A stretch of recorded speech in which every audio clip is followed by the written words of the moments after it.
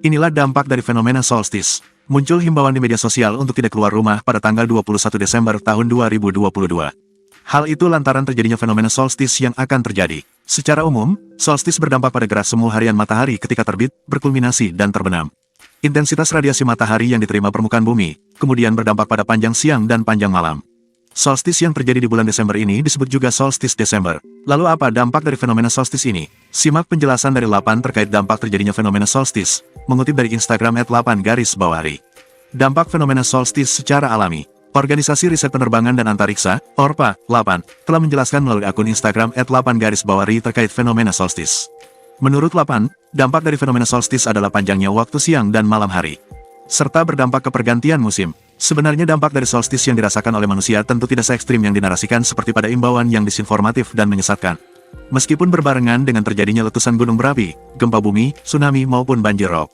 Fenomena-fenomena tersebut sama sekali tidak berkaitan dengan solstice. Dikarenakan solstice merupakan fenomena murni astronomis yang juga dapat memengaruhi iklim dan musim di bumi.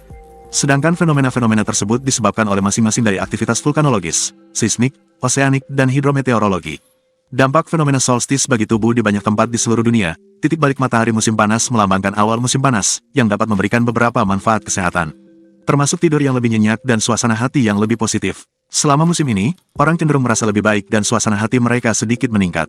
Ini mungkin karena tambahan sinar matahari membantu mengatur waktu dalam beraktivitas. Melansir dari laman cibol.com.au, hal itu karena reseptor cahaya mata dapat lebih mudah mengenali waktu bangun dan tidur. Di sisi lain, selama titik balik matahari musim dingin yang terjadi antara 21 atau tanggal 22 Desember.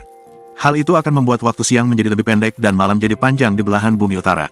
Kemiringan bumi menyebabkan perubahan musim, dan selama titik balik matahari musim dingin, khususnya, belahan bumi utara berada paling jauh dari matahari.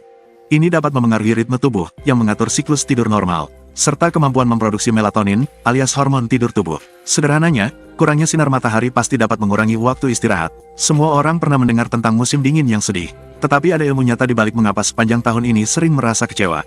Sepanjang tahun ini, kadar serotonin otak neurotransmitter atau merasa baik yang diproduksi tubuh kita sebagian besar dipengaruhi oleh jumlah paparan yang dapatkan di siang hari.